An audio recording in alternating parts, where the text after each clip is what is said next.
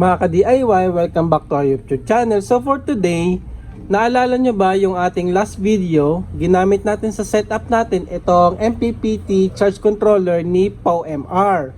So may mga nagtatanong, paano natin gagamitin yung ganitong power relay para kontrolin natin yung ating inverter. Ito. Kasi 'di ba kailangan natin ng power relay para at 12 volts magdi-disconnect na yung ating inverter. Kasi kapag wala, lalagpas pa yan hanggang mag-cut off yung ating BMS, which is around 10 volts ata yun mga ka-DIY, which is hindi safe sa ating battery. Kaya yung ibang setup, nakikita natin gumagamit sila ng power relay at saka LBD mga ka-DIY, LBD module para i-disconnect nga 12 volts, kasi yun naman yung lowbat talaga ni lithium iron phosphate. 12 volts magdi-disconnect na yung ating inverter. So gumagamit sila ng power relay at saka nitong LBD. May video na rin ako doon mga ka-DIY. Kung hindi mo pa napapanood, check nyo na lang tong link sa ibabaw yan. Pero kapag si POWMR ang gagamitin mo, itong MPPT charge controller na to, hindi na natin ito kailangan mga ka-DIY. Bakit? Kasi meron na siyang adjustable na built-in low voltage disconnect at saka voltage reconnect. Nandito yan sa manual mga ka-DIY. So yun na yung gagamitin natin para kontrolin yung ating power relay. So sa setting, makikita nyo yan, di ba sinet natin yung ating battery na lithium iron phosphate or L04. Ayan. Pwede rin tayong mag-set kasi ng use. Kapag nag-set ka ng use, pwede nating baguhin yung ating under voltage recovery voltage tsaka under voltage cut off. So ito ise-set natin ng 12 volts, tapos ito pwedeng 13 volts na mga ka-DIY o kaya 13.2. So yung dalawang setting lang na yon, magkakaroon na tayo ng LBD disconnect control dito sa ating power relay. Kumbaga gagamitin natin yung load side ng ating controller. Ayan yung load side niya eh. Ito kasi yung kinokontrol ng LBD na built-in nitong MPPT charge controller na to. So dyan natin ikakabit yung ating coil input. Ito kasi yung coil input ng ating power relay eh. Dyan natin ikakabit sa load side ng ating SCC mga ka-DIY. Ngayon magkakabit ako dito ng battery, which is power supply, para ma-simulate natin yung lowbat tsaka recovery gamit tayo ng power supply. Kasi kapag battery, mahirap i-simulate yung pagiging lowbat. So meron tayo ditong power supply na adjustable. So nakaset to ng 13.5. Buhayin natin para makita nyo mga ka-DIY. So ayan, ipapakita ko sa setting. 'Di ba? Ayan yung voltage niya. 12.7 siya ngayon. So ayan, up. Yung charging current niya yan. Internal temperature. Tapos ano ba to, yung C? Yung CI calibration voltage. So hindi ko alam ano ibig sabihin ng calibration voltage na yon. Tapos ito yung battery type, yung use. So pag nilong press nyo yan, di ba nababago natin yan mga ka-DIY, ilong press nyo lang. Ayun, magbi-blink. Tapos pwede nyo nang i-adjust. L04 lithium iron phosphate na 4S, flooded, gel, tsaka sealed lead acid. Doon nga tayo sa use kasi babaguhin natin yung mga default setting eh. So set nyo lang yan. And then isa pang pindot, 12 volt system tayo. So 12 volts yan. Makikita nyo na 14.4 yan yung boost charging voltage. Sumunod ay yung float charge 13.8. At ito na yung under voltage recovery. Ito yung kapag nagpatay yung ating LBD, ilang voltage siya babalik. So sinet ko siya ng 13.2. Pwede nyong baguhin yan, ilong press nyo lang. Halimbawa, pinatay natin siya ng LBD ng 12 volts, babalik siya 13.2. Pwede namang 13 lang, try natin 13. Pero gusto ko 13.2. So ayun, set.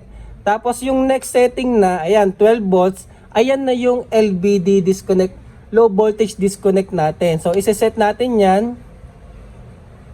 So yung default nito kanina nasa 12 something ata or 11. So ginawa ko siyang 12 volts. Ayan o, iseset nyo na lang ng 12. Up, down. Pero syempre, ang recommended 12 volts. Sa akin na 12 volts. Pero kung gusto nyong 12.2, pwede rin naman. 12.5 pwede nyong baguhin. O, ayan, 'di ba? Sinet ko naman. Try natin 12.4. O, set. So, ayun. Nandun na siya mga ka-DIY. O, balikan natin. Tingnan natin kung nabago. 12 volts, float, float. Ayan na yung recovery. O, ayun na. Yung low voltage disconnect natin is 12.4. Tapos, ayan na yung current voltage niya. So, ngayon, subukan natin mga ka-DIY. Paano ngayon yung wiring nito? 'Di ba meron tayong power inverter? Meron niyang positive at negative. Ayan, no. Yung positive, ikabit nyo pa din sa battery. Ito, positive. Direkta pa rin yan sa battery. So, in our case nga, yung power supply. Yung negative side naman, ito yung kokontrolin natin. Papatayin natin, tsaka bubuhayin. Depende sa low voltage disconnect natin. Yan yung ikakabit natin yung isang side dito. Sa isang part ng relay. Tapos yung isang side, ito na yung i-connect natin sa battery. So for example, gagamit lang ako ng maliit na wire, example lang to. Yung negative na to, yan naman yung ikakabit natin sa negative ng battery. So, makikita nyo mabubuhay na yan. O ayun, 'di ba? Buhay siya. Ay, i-adjust pala natin kasi bumagsak. Dahil nga pala pag nagka-load, bumabagsak na yan eh. So, ayan, meron tayong 13.2. 13.3 dito, 14 doon. So, syempre, hindi ko alam gano'ng ka-accurate to. Alam ko hindi naman siya gano'ng ka-accurate eh. So, ngayon, i-simulate natin yung nalolobat na battery. Tingnan nyo dito mga ka-DIY ha. Kapag ito nalobat, inabot yung 12.4, mamamatay yung ating inverter. Kasi papatayin na natin yung supply ng power relay. Tingnan nyo ha. O, ayun. O, di ba mga ka-DIY? Tapos yung recovery natin ay ayun o.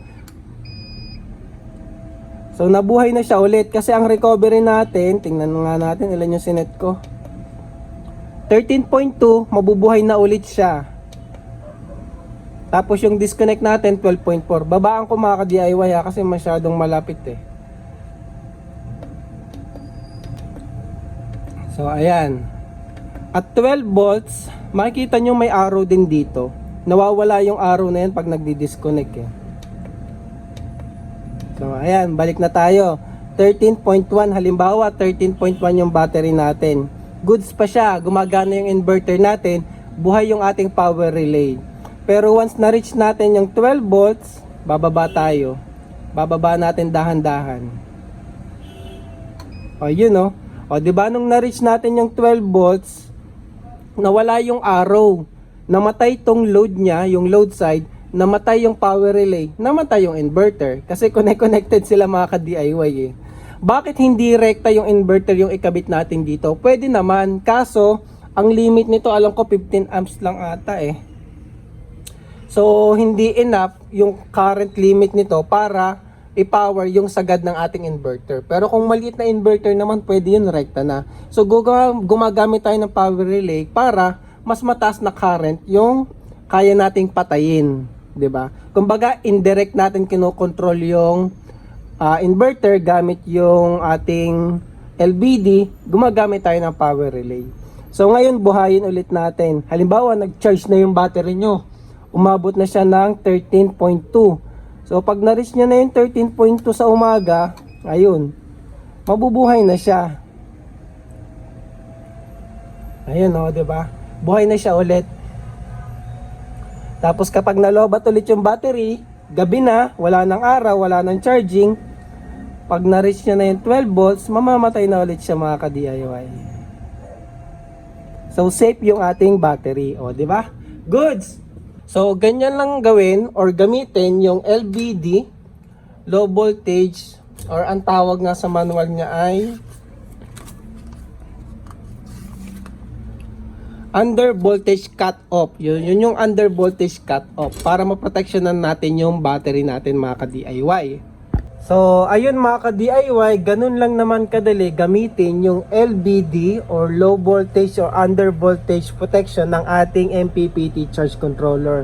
Usually yung medyo mahal na charge controller, hindi man POWMR kahit yung ibang brand, meron yan mga under voltage control mga ka-DIY. Ang gumagamit lang nito talaga mga ka-DIY, yung LVD module, yung gumagamit ng mga PWM na charge controller kasi hindi na mo modify yung under voltage protection nun mga ka-DIY eh. So usually yun talaga. Pag mga MPPT pwede nyo i-adjust. Siya nga pala, may mga nagtatanong dito sa inverter na to mga ka-DIY. Modified sine wave po to. May nagtanong kung pure sine wave. Sinabi ko na po, modified sine wave 400 watts ha. Huwag nyong ano yun yung 4,000 watts. Tapos 50 Hz siya mga ka-DIY. Usually kasi sa mga mumurahing inverter talaga ay 50 Hz. So, pwede na to sa mga power supply or devices na pwede yung 50 or 60 Hz. So, pwede na yan mga ka-DIY. Ngayon, testingin ko pala sa electric pan. No? May nagre-request kung kaya niya sa electric pan. At saka, ay siya nga pala, ang pangit nga lang pala dito mga ka-DIY. Yung cooling fan niya, medyo malaki. Kaya rinig mo talaga malakas. Tapos, hindi pa siya automatic. Basta may supply ka dyan, automatic gumagana yung cooling fan niya. Kaya medyo malakas. Kahit hindi mo ginagamit, ganito lang nakasaksak, ay rinig mo na kaagad yung kanyang cooling fan. So, pwede naman yan, i-modify. Lagyan natin ng thermal switch para kapag mainit na yung casing niya, saka lang siya gagana. So, siguro gawan ko na lang ng separate video yun. Tapos, gusto nyo makita, ayun, nag-fault. Nakita nyo, napihit ko yung ano, napihit ko yung power supply, nag-over voltage siya. So, goods, no? Merong protection yung ating inverter. Goods yun. Accidentally, napakita ko yung over voltage protection ng ating inverter. So, goods na goods yun. Good yun. Dapat may ganun yung protection yung mga inverter nyo. So, testingin natin, ipakita ko sa inyo, modified sine wave siya. Pero goods na to kasi 800. Ay, magkano bang bili ko dito? 800 pesos. Pwede na yan mga ka-DIY. So, tingnan natin yung frequency. Ayan ay 50 Hz. O, ayan 50 Hz. Nakita nyo ha. Tapos, nasa 200 volts lang siya. 197. So, ganyan talaga yung mga mumurahing inverter mga ka-DIY. Tapos, tingnan natin yung waveform.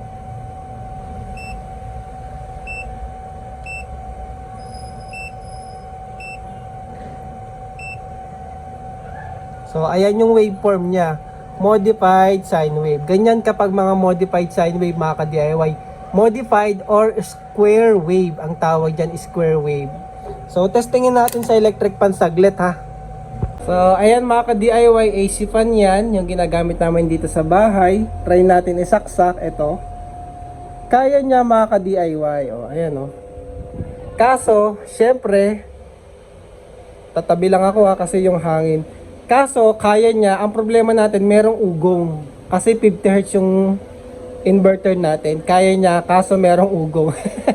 So, hindi rin siya safe talaga sa electric fan na AC fan mga ka-DIY. Mas goods lang to sa mga clip fan. Kagaya nun, ayun clip fan. Kayang okay na okay yun. Usually talaga, yan yung problema kapag 50 Hz yung sinusupply natin sa mga AC fan na ganyan. So, yun lang mga ka-DIY. Sa mga nagtatanong, ayan, pinakita ko na. Kaya niya, kaso may ugong. Siyempre, dahil 50 Hz. Tapos, modified sine wave siya, square wave, at saka 200 volts lang siya mga ka-DIY. So, the best lang talaga to kapag ang gagamitin mo ay merong mga sariling power supply. Hello mga ka-DIY, subscribe! Ayan, napakinggan nyo si Kid DIY. Mag-subscribe daw kayo. Baka hindi ka pa nakasubscribe. So, halimbawa, yung TV, may sariling power supply yan, laptop charger, phone charger. Ayan, pwedeng-pwede dito yan mga ka-DIY. Saka yung mga ilaw, pwedeng-pwede. So, yun lang. Maraming salamat mga ka-DIY. Abangan nyo yung part 2. Lalagyan pa natin yung setup natin ng mga breaker.